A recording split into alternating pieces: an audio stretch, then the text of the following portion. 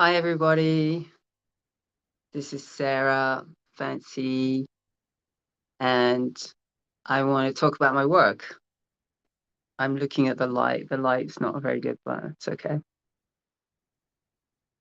Okay.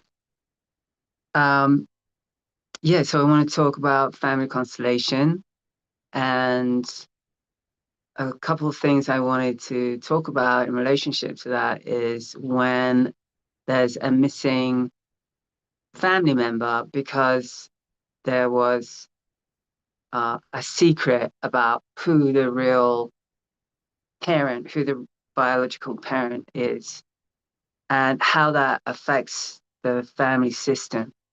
Okay. And I'm guessing if you're on this channel or if you're watching me, you already know about family constellations. So I'm going to skip all of that. I'm just going to assume that you know about it because I just want to get into what I want to talk about, which is basically missing people in the family that, like I said, is a parent or a grandparent, and how that affects the family system, how that affects the person. So the last two events I've done here, which are horse constellations, which is basically like family constellations, but it's with my horses. Um, there was a person in each group that found out through 23andMe, okay, that let's say their father wasn't their real father. And they found that out after the surrogate father, or the stepfather, or the one who said there was the father, died. Okay. And so that person took the secret with them. Okay. And then and this person has children of their own, it's they're not like a young person, right? And then another person found out that her grandfather was not the grandfather, not the bio one. Okay, so that was a secret in her family, and found out through 23andMe, right? So there's going to be a lot more of that, I suspect, because of 23andMe,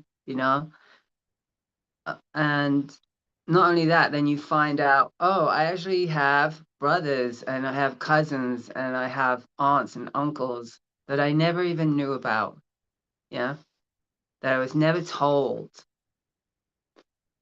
And that person could have been living their life feeling like someone's missing, or that things just didn't feel right, that they felt like they didn't feel part of the family, or whatever, right? And because deep down, on a soul level, like, we know who our parents are. We know, right? But then when you're told something else and you're told, well, this is your father or this is your mother, why would you question that, right? Like, why would they lie? Why would they lie to you? But I'm telling you, people do. People do lie about that, or they conceal it, or they don't feel it's important, or they might be sparing, they might feel that they're doing the kid a favor by sparing them the truth. Maybe the real father is in prison, or something about the father that they don't want them to know, or that they're embarrassed that they used a sperm donor or an egg donor, or I don't know. There's so many reasons, right? And I'm not trying to shame people. I'm just telling you that on a systemic level, that has an effect. It has an effect, because what's happened now is you have a missing person in the system, and someone else trying to replace that person. No one can replace anyone. Nobody can replace anyone, right? Because it's impossible. So when when that happens, it creates an imbalance in the system, and consequently, things are not going to go really well, right? Or as not as well as they could go. Um, and I've written a book about family constellation, the foundations of it, and I gave an example of a Dutch guy who has approximately 1,000 children because he was like a serial sperm donor, right? And I listened to an interview. I actually put a link in the book of an interview with him, and he explains that he didn't do it for money. He didn't make any money doing that, and that he really just wanted to help people have children. And the people that used his sperm were like couples where the man was infertile, or it was a lesbian couple, or it was a single woman that just really wanted to have a kid. And he said that he let them know that he wants his children, because they are his children, right, to know who he is. His name is Jonathan, right? And but when are they going to do that? Who knows what they're going to tell the kid? Okay, they might not want to tell who the real father is. And then you've got a situation, well, like say like it's a single mom, where the single mom is now the mother and the father, like filling in for the role of the father, but she's not the father, obviously, right? Or if you have the father who is infertile and he leads the child into believing that he is the real dad, but he's not, right? He's replacing the real dad. You see what I mean? So it causes havoc. It disrupts the system, and until that person, the real person, the real father, is honored and given a place, right? Things are just gonna go, it's just gonna be out of balance. And it's the same with women, right? Because I call them designer babies. So basically, if you're a woman and your eggs are dried out, or you you want to have a child, you can choose an egg from a catalog, and you can choose someone that resembles you or has the same interests. You can buy that egg and then mix it with your partner or your husband or whatever. And so the real father would be the partner, and then, but the real mother would be the donor, because that's where the ancestors are going to be, right? The ancestors are going to stand behind the egg. They stand behind the egg and the sperm, not the surrogate. Even if the mom births the baby, she's not the real mom. And it's the kid is always going to be longing for the real mom, even if it's not real obvious, but deep down they're going to want to long for the connection to the real mom. And I in the book, that I wrote, there's a example of a woman, and I believe she's from either from Thailand or the Philippines. I'm sorry, I forgot.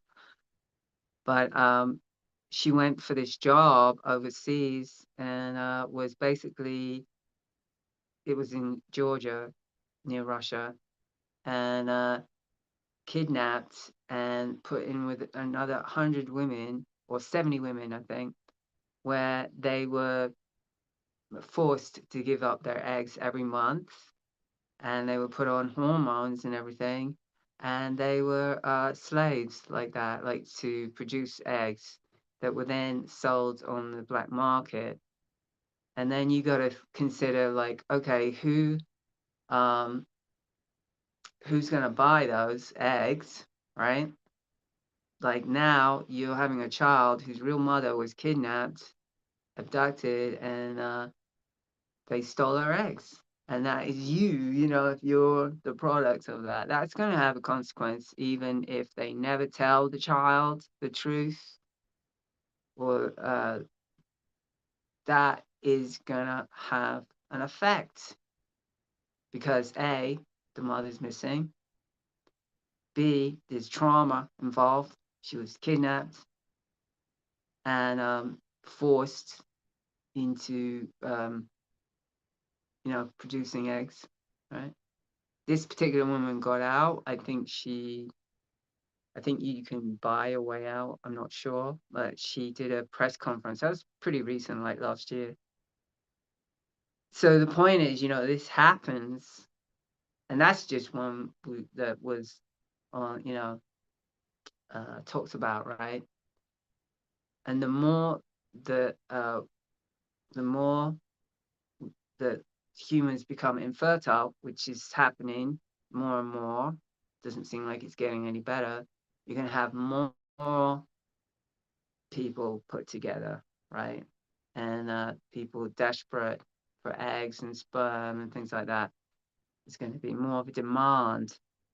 And then you're going to probably, who knows, have more deception around the real parents. But, it's always happened.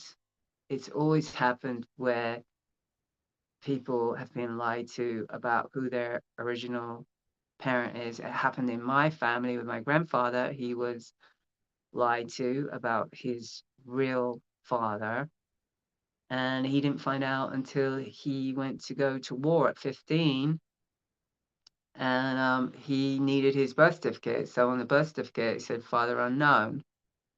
Anyway, I just did a live on Instagram where I talk more about that and my research into that, and what I feel is an entanglement with my great grandmother. We have the same middle name, right? This is why it's useful. I was going to say important. I feel it's important too, but useful to know about your ancestors, to know their names, to know when they were born, to know when they died. You can tell a lot from just that.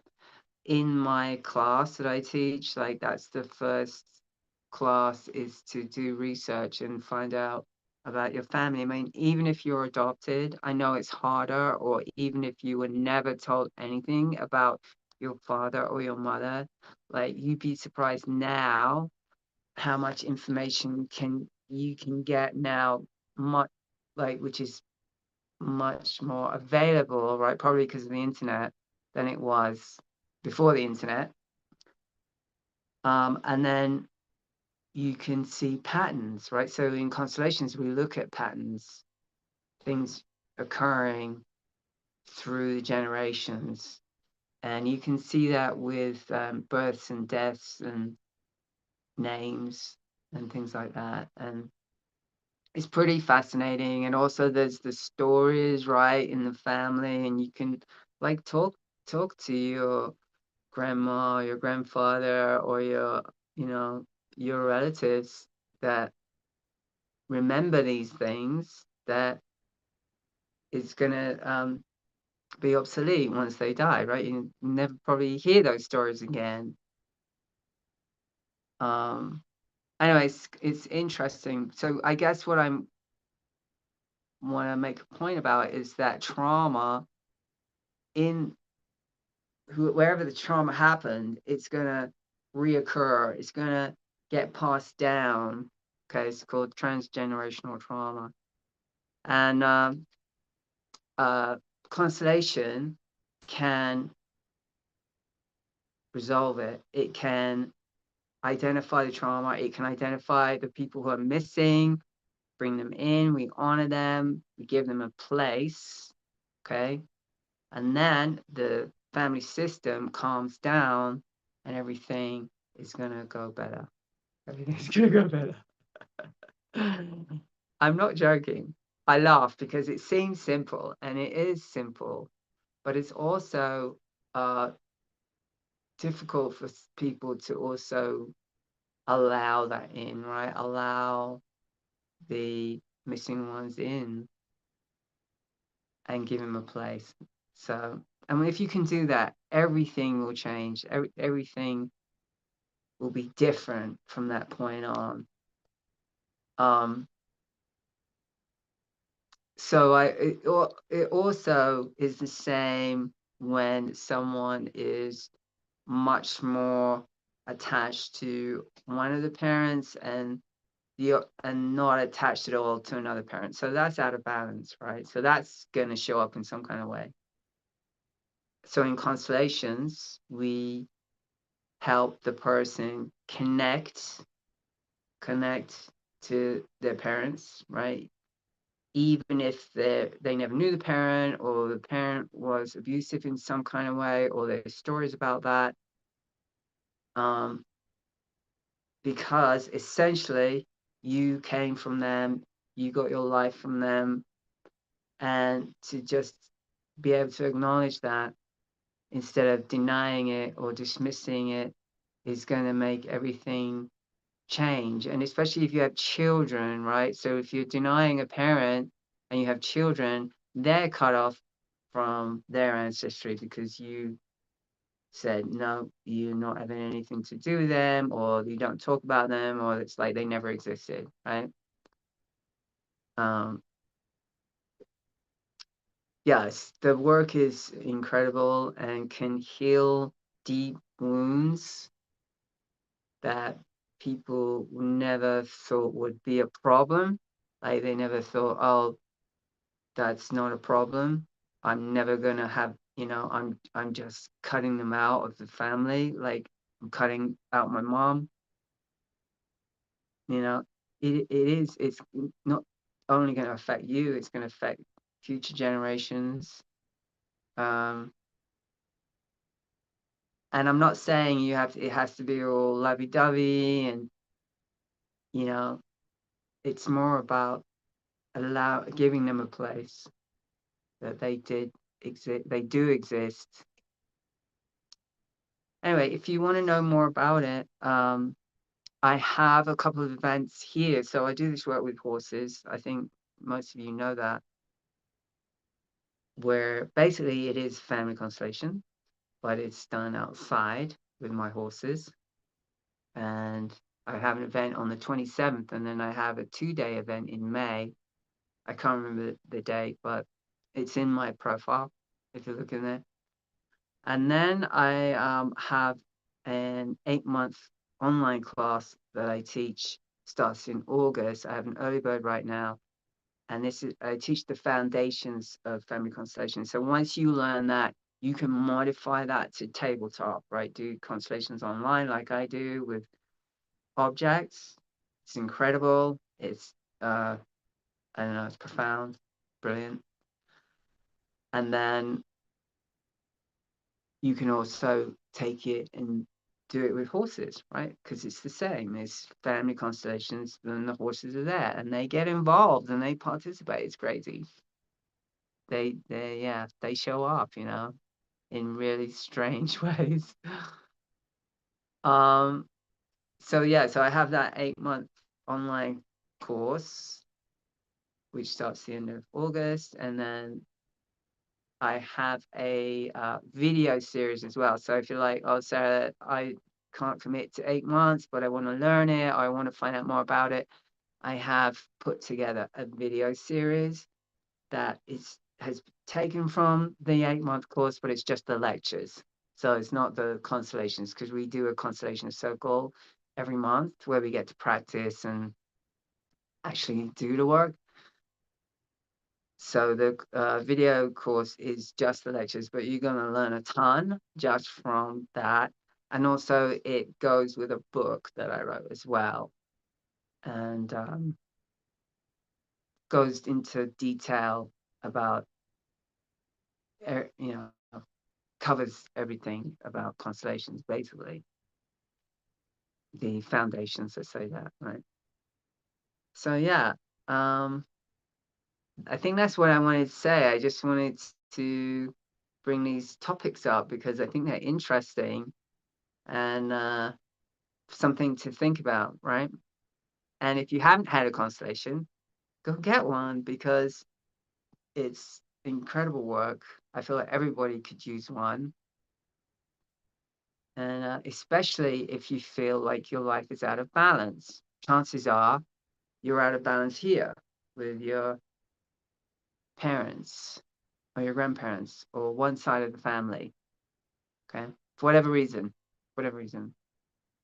So that's it. I just want to say hi and bye and hope that I hear from you, or if you can ask me any questions, you can write anything in the comments. That would be great. And yeah, that's it. Okay. Bye, everyone.